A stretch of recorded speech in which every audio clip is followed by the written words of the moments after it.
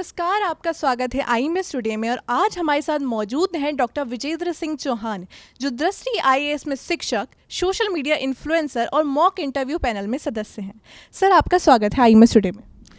Thank you moksha, और IMS today के सभी दर्शकों को मेरा नमस्कार। सर, यूपीएससी भारत की सबसे बड़ी परीक्षा है और इस परीक्षा की तैयारी के लिए शुरुआती चरण में छात्रों को किन महत्वपूर्ण बातों पर ध्यान देना चाहिए?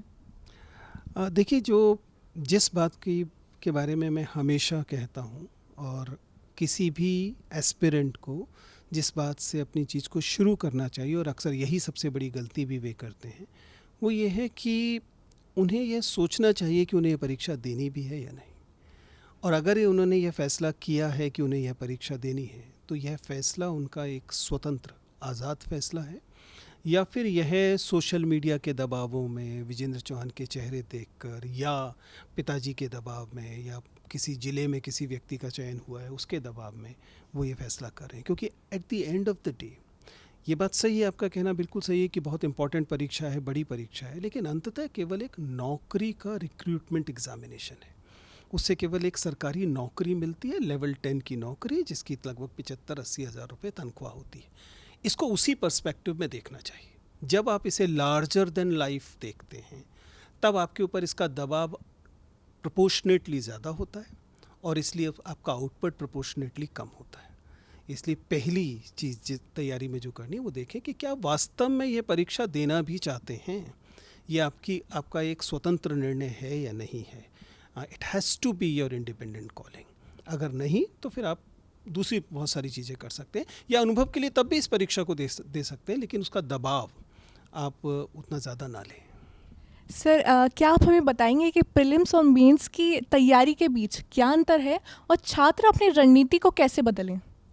देखिए, ये ओवर द टाइम बदला है। पहले होता था कि जब हम प्रीलिम्स को देखते थे तो प्रीलिम्स एक स्क्रीनिंग एग्जामिनेशन की तरह देखा जाता था, और यूपीएससी की तैयारी का मूल मतलब होता था मेंस की तैयारी करना, और प्रीलिम्स की तैयारी केवल उतनी करनी थी कि आप एक क्रिटिकल थ्रेशोल्ड तक पहुंच सकें। लेकिन पिछले 10 सालों में सीसेट के आ जाने के बाद से हम देखते हैं कि ये फॉर्मेट बदला है।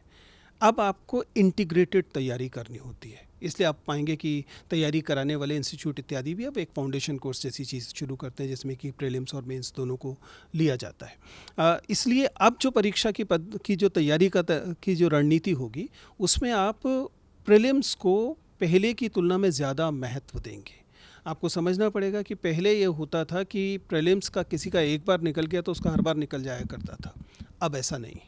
हर साल ऐसे कुछ कैंडिडेट्स होते हैं जो कि इस बार इंटरव्यू दे रहे हैं, लेकिन अगले साल का प्रीलिम्स उनका नहीं निकला है।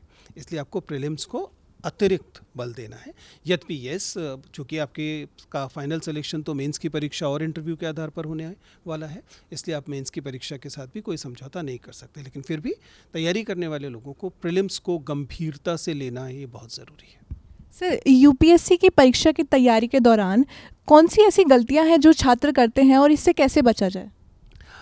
इसमें तो एक लंबा व्याख्यान देना पड़ेगा, लेकिन अगर बिंदुवार समझें तो आपको ये समझना पड़ेगा कि आम तौर पर पिछले 10 सालों में जो विद्यार्थियों को देख रहा हूँ, एस्पिरेंट्स को, उनकी सबसे बड़ी गलती है कि वे अपनी तैयारी नहीं कर रहे होते हैं।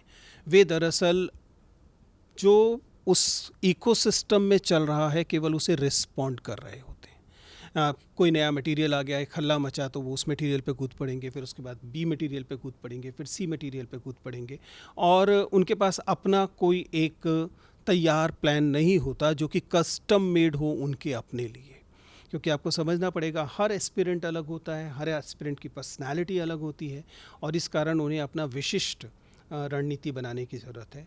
समझिएगा, मैं फिर से बता रहा हूँ, इस बात को मैंने अलग अलग प्लेटफॉर्म्स में कहा है, आपका चयन केवल आपके हार्डवर्क, मेहनत पर निर्भर नहीं करता है। तो जो इन्फ्लुएंसर्स, जो मोटिवेशनल स्पीकर्स आपको कहते हैं कि आपने मेहनत की तो आप तोड़ डालेंगे, फोड़ डालेंगे, झूठ बोलते हैं। सच्चाई ये है कि दरअसल आपका चयन आपके परिश्रम के अतिरिक्त आपके प्रिविलेजेस और आपके डेप्रिवेशंस, इनका भी फंक्शन होता है। आप किस सोशल कैटेगरी से आते हैं, आप किस स्कूलों में पढ़े हैं, आपके पास अब तक की किस तरह के संसाधन उपलब्ध थे, ये सारी चीज़ें मैटर करती हैं। आपका जेंडर क्या है, आपकी कास्ट क्या है, आप किस कम्युनिटी से आते हैं, इन सब ने आपकी पर्सनैलिटी को शेप किया है और यह आप फाइनली आपके सिलेक्शन में मैटर करता है। इसलिए आपकी स्ट्रेटजी में भी ये मैटर करना चाहिए। अगर मान लीजिए आप एक गाज़ियाबाद के सरकारी स्कूल के बच्चे हैं और रहे हैं और आप तैयारी में आप ठीक उस रणनीति को अपनाते हैं जो संस्कृति स्कूल का बच्चा अपना रहा है, तो आप गलती कर रहे हैं। आपको अपनी कस्टम मेड रणनीति बनानी पड़ेगी, जिसके लिए आपको अपनी पर्सनालिटी का अच्छा एनालिसिस करना पड़ेगा, अपनी स्ट्रेंथ्स को देखना पड़ेगा, अपनी वीकनेसेस को देखना पड़ेगा और उसके आधार पर आप अपनी विशिष्ट रणनीति बनाएंगे। आमतौर पर विद्यार्थी ऐसा नहीं करते हैं और यही उनके असफल होने की प्रमुख वजह होता है। हालांकि तमाम रणनीतियों के बावजूद अंततः 10 लाख में से 9,99,000 लोग असफल ही होने वाले हैं। इसलिए always keep a plan B. If you have plan B, your preparation of plan A, that is UPSC, will also go better. Sir, आप अपने अनुभव से क्या हमें बताएंगे कि जो छात्र सफल हुए हैं उनमें क्या मानसिक और भावनात्मक गुण रहे?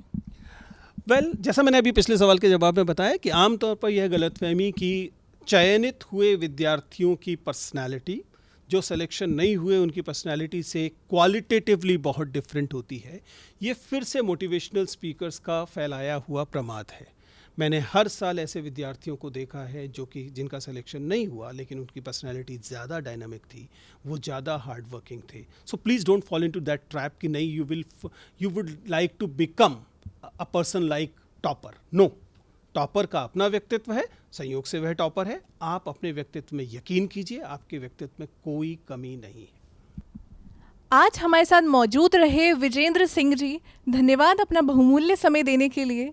मैं मोक्षा त्यागी, कैमरामैन आत्मा सोलंकी के साथ IMS टुडे।